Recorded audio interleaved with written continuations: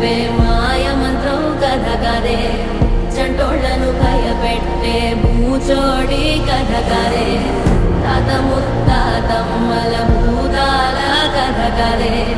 విక్రమాదిత్యుడు చెప్పిన వేదాళుడి కథ కదే దీపము నుండి బియ్యం వచ్చే అల్లావుద్దీన్ కథ కదే ఇది ముడత చర్మం ముసలి చెప్పే కథ